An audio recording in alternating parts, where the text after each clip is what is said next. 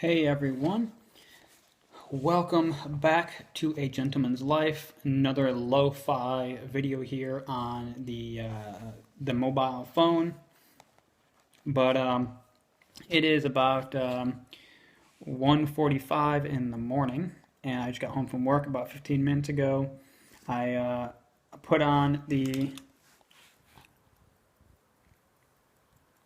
single pusher, as you can see, and I'm quite enjoying wearing that this evening.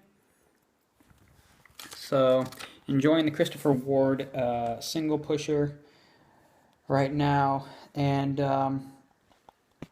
I watched a couple of videos in the past few days from a couple other channels talking about their favorite 5 watch brands. So on my commute home on my bicycle tonight, it was raining and wet, but I got some good thinking. I always get good thinking when I'm out doing exercise.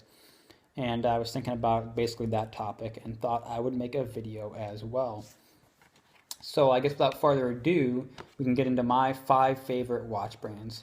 And of course, I'm looking at this, based off of what watches could I possibly buy. So for me, it's realistically brands I could look at purchasing in the not that distant future. So I'm not going like all out there with crazy expensive watch brands, but the favorite ones that I am looking to either purchase, have purchased, or hopefully will purchase soon.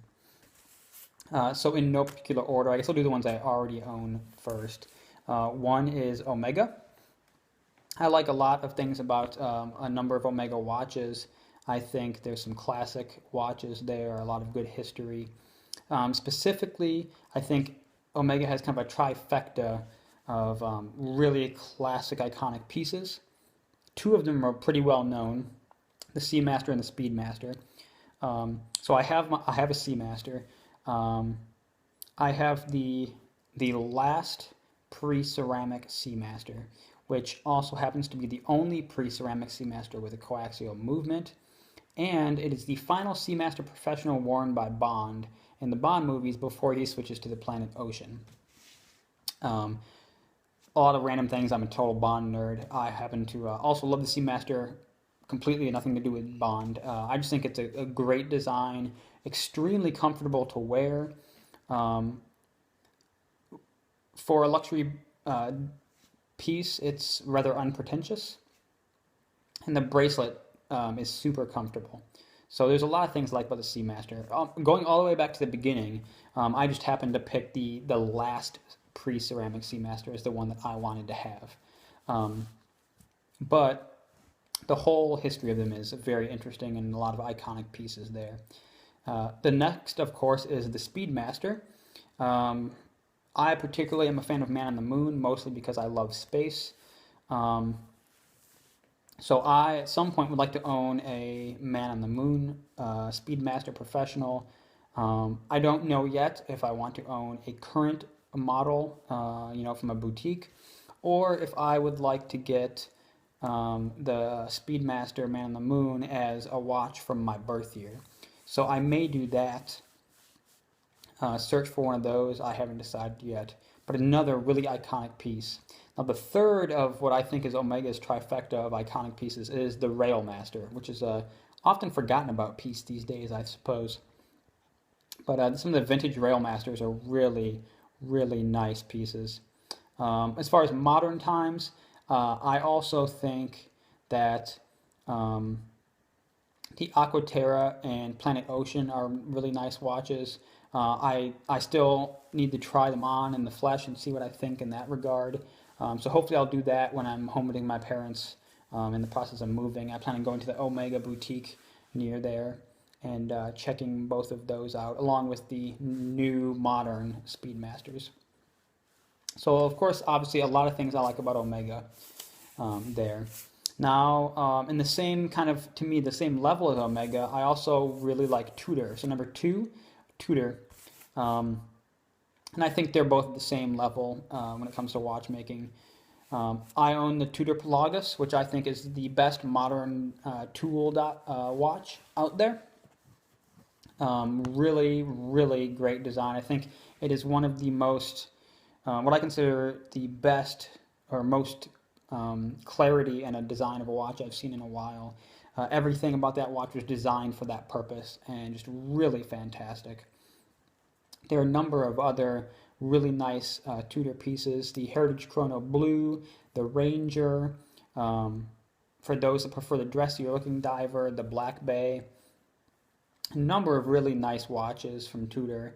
And I think they have a few really iconic classic pieces as well. The watch that the Heritage Blue Chrono Blue is based off of, the Tudor Monte Carlo, I think is a classic 70s chronograph and one of the really great out there kind of colorful designs of that era in watches. Really fantastic, and there's a reason those fetch steep prices on the vintage market. I think some of the vintage Tudor Submariners are really nice, specifically the Snowflake Submariners, some of the blue ones they produced. There's some really nice ones as well. I think, although it doesn't necessarily fetch the higher price on the used market, I think the original Tudor Ranger is a really interesting option compared to an Explorer 1 from Rolex. Also, just a really interesting kind of alarm watch. The Tudor Advisor, I think, is a really cool watch as well. So a number of iconic and interesting pieces from Tudor in its history, and also they make just really fantastic high quality watches. So another of the favorite brands for me. Another one, and this one may or may not catch some flack, but I really like Christopher Ward watches. They're more a younger brand, but I think they're doing some really great things, you know.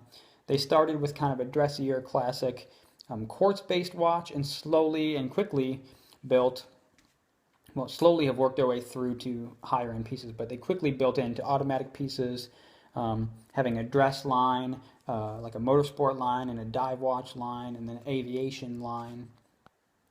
And they've moved into modifying and adding complications to watches. So they've taken base like Unitas or ETA movements and have added world time features or jump hours or the single pusher chronograph.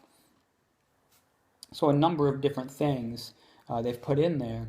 And then they've also now come out with, you know, their own in-house movement that they've designed, which they can create a number of different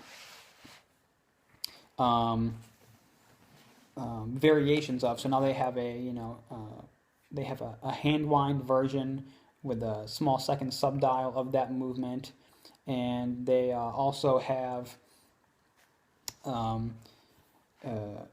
5-day automatic version of that movement. And I can see them maybe producing a GMT or chronograph variation off of that movement as well. So, you know, really interesting places that company is going right now, and I really like that. So, really interesting to see a new company go that way. So that's the reason they're one of my favorite brands, and I actually have 3 Christopher Wards. I have a quartz chronograph, I have a diver GMT, and then I have one of the modified movements they've done, the Unitas that was modified into the single pusher chronograph. So the 4th brand for me is Zenith, and a lot of this stems from my love of the 410 movement, chronograph movement, which is just something special, I think. Debatable whether it's the first or second automatic chronograph movement. Either way, it was done the same year as the other, and it's the only one that lasted for a long period of time. And the most well-known configuration, or standard, if you will, configuration of the 410 is a triple date moon phase chronograph. But yeah, essentially it was the first ever automatic chronograph. All the ones before that were all manual wind chronographs. Really cool innovation, and Zenith has made some beautiful watches based on that chronograph, and it's been produced in some form since it originally came out. So really like Zenith, and they make some beautiful watches. And then lastly for me, the last one of my top 5 is Rolex. And I don't have a Rolex, but there's just so many iconic pieces throughout history that Rolex has produced, and they produce very robust watches. two things I really do appreciate. So throughout history, probably the most iconic is the Submariner. For me, the iconic Submariner is the no date, two line of text on the dial, reference 5513.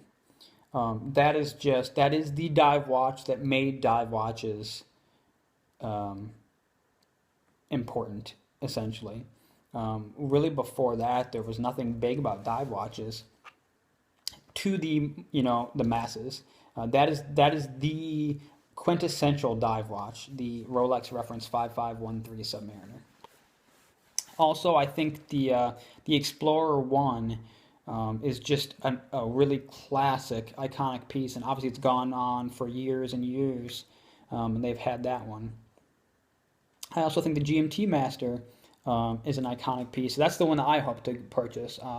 I hope at some point to buy GMT Master 2, the BLNR, or as everyone calls it, the Batman. There's just something about that watch that you just can't get it out of your brain. Um, it's just a stunning piece, really.